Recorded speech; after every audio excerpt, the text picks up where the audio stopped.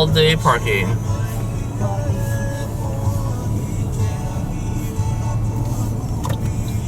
Like plastic. Culture 700.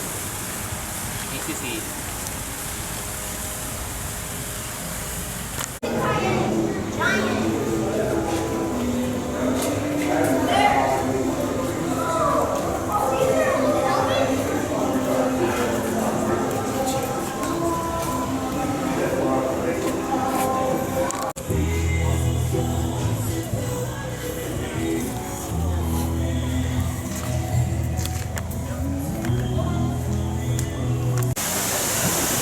Alright, family. First off, can everyone look all the way to your right?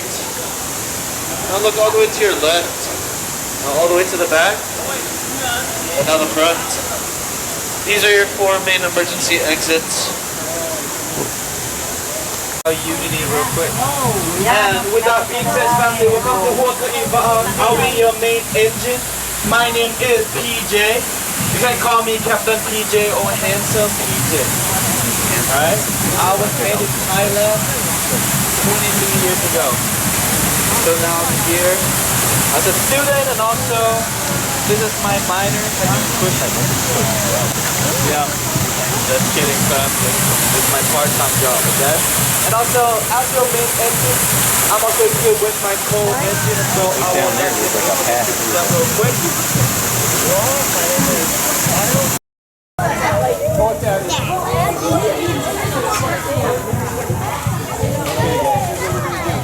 We're going to do Hawaii first to go do some hands-on activities. Sound of floors at 2.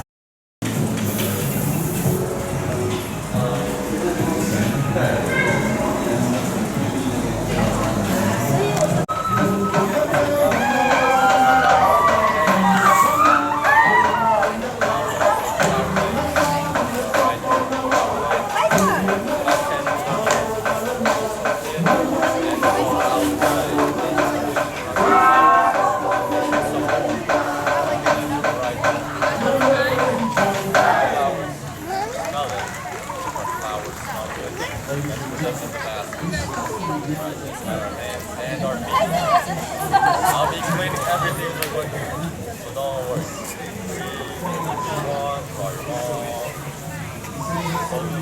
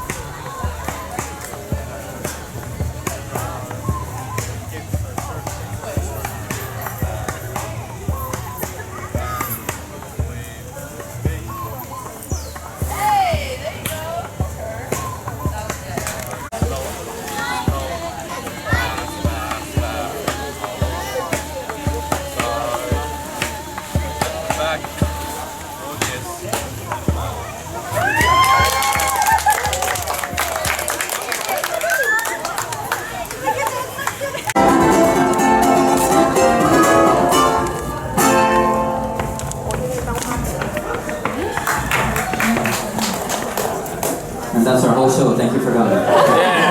Dalina mai kākou and aloha. Aloha. We'd like to welcome you to our Hawaii Islands cultural presentation, The Sound of Hula, where today we are going to be teaching you about the Hawaiian dance, which we call the hula. Now, when most people think of hula, they think of a beautiful woman in a long grass skirt, maybe shaking your hips really fast. But the longer you stay here, you'll start to notice somebody else is doing this dance, and it's not the Hawaiians. Can anybody tell me where this dance comes from? Tahiti. Yes, this dance comes from Tahiti. It is not called hula. In fact, it's not even Hawaiian. But for some reason, Hollywood put it in movies and then said it was Hawaiian. So here we are. Now, hula is where we use our hands to tell stories. So to start off, we're all going to do a little hand exercise. If you have anything in your hands, I want you to place it to the side and show me your hands. I'm going to name a few things in nature. I want you guys to try and figure out what that looks like using your hands. So first motion, how would you make a motion for the rain? I'm seeing some nice rain, maybe some nice jazz hands. But to make the rain, we're going to put our hands up like this. We're going to go YMCA. We're going to put our hands up, close those fingertips, bring them down slowly and wiggle them, representing the rain. You can use the same motion if you bring it off to the side for a waterfall. Alright, next one. How would you make a motion for the ocean? An ocean motion. Not bad, I like it. We're going to put our hands down like this. We go up and down, making nice, gentle waves. We don't want anything too big. We've had enough tsunamis. You can use your hands to represent the roll of the barrel as well as the cracks. Alright, last one. How would you make a motion for a flower? A flower. Oh, I see some nice, beautiful flowers. Got some nice, beautiful cheeseburgers too. To make a flower, we put our hands down like this. We flip them over and pinch, representing the bud of the flower. This can also represent somebody picking flowers. So you guys did your first school emotions. Give yourselves a big round of applause. Called Kanikaya Omamana. Can we get a big round of applause for our dancers? Makoko. Kaina.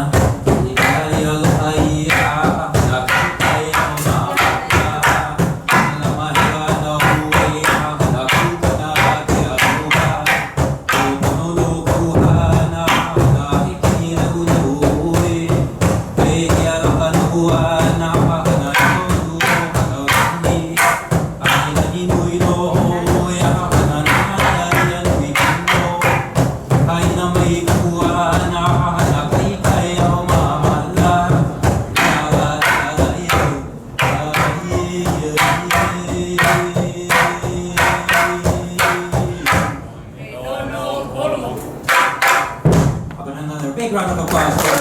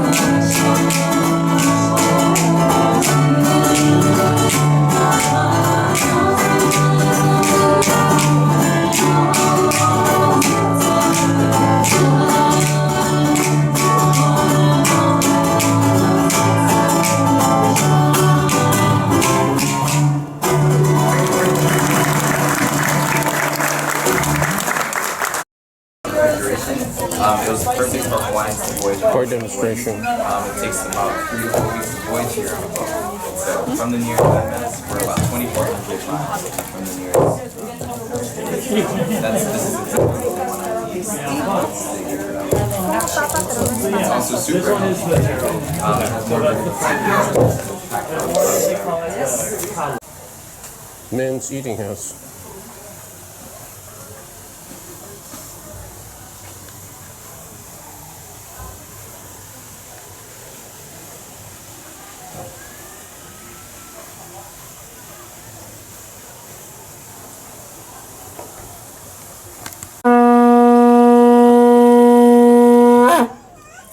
This is a story of a group of seafaring people that navigated the vast Pacific Ocean using celestial navigation like the sun, the moon, and the stars. They navigated the way through vast open seas and ended up in Fiji. This is the story of the Lapita people, the ancestors of the first Polynesians.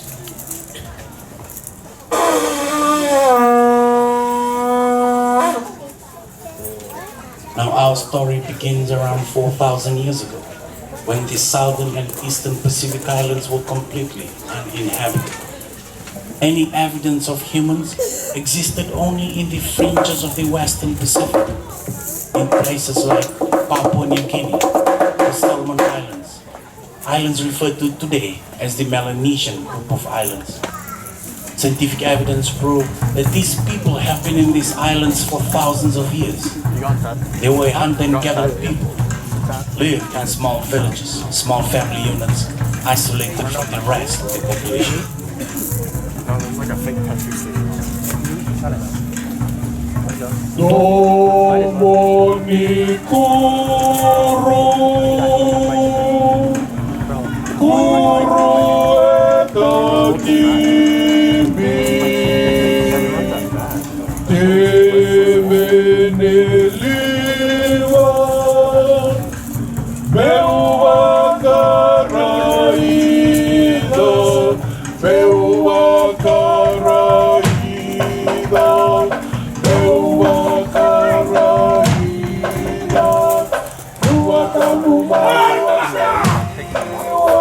Around 2500 BC, these islands were suddenly replaced by a new branch of humanity. These newcomers interpreted the storm to the region, pushing east towards the rising sun. They were fierce warriors and great seafarers that built and sailed in huge double-hull canoes that could carry 150 to 200 people. They brought with them a new culture, a new language, rooted in the Austronesian language that evolved out of Southeast Asia and spoken today in the Eastern Pacific Islands. They were a polytheistic society, practiced animism, and built sacred temples of worship like this one.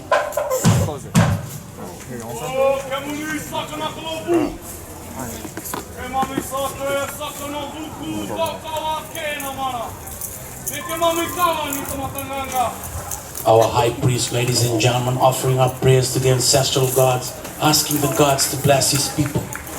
Notice that our temple is built tall and high. The building grows, the taller the structure, the closer the communication with the ancestral gods.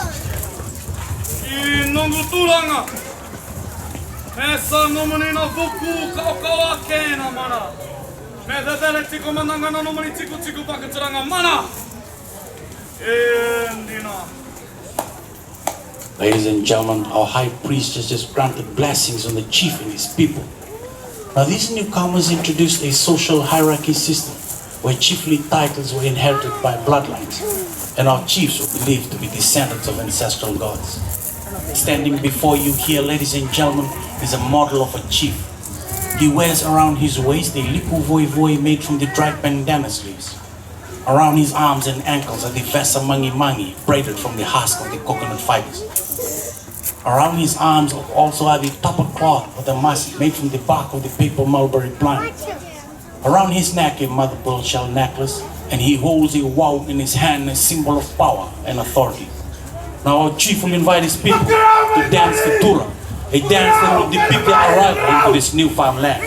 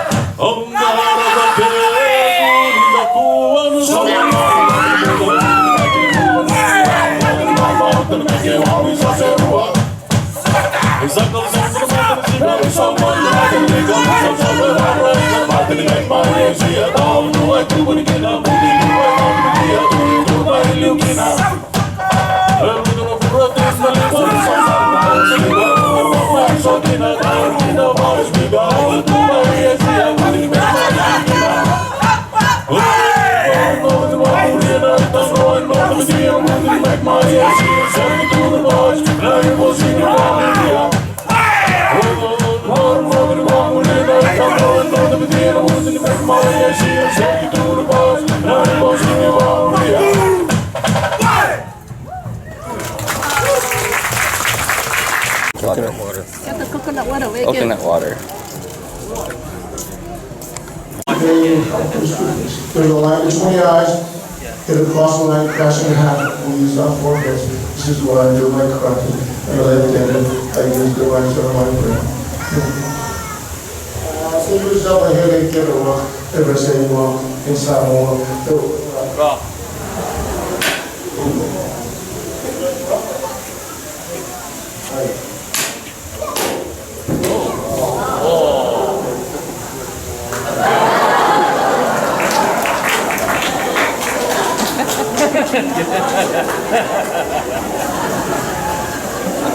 Who's back?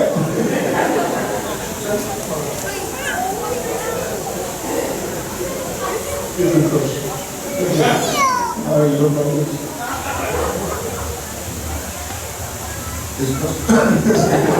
Finish it.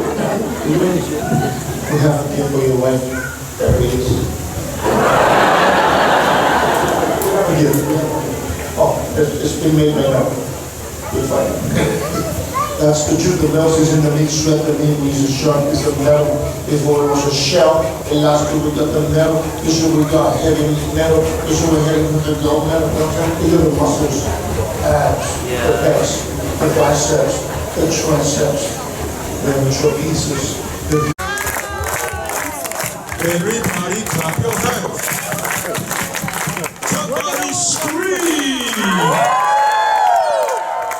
Now he is going to jump to that tree. I'll catch you, I promise. And Cap will make sure he arrives safely. Everybody say, "Oso." Let's do it. Are you ready? Yes. Are you ready? Yeah. Are you crazy? Yes. I am so sorry, these are the only two left. Last week was very windy, we lost 9 of them, and they all rest in pieces. How about a big hand for your tree climbers?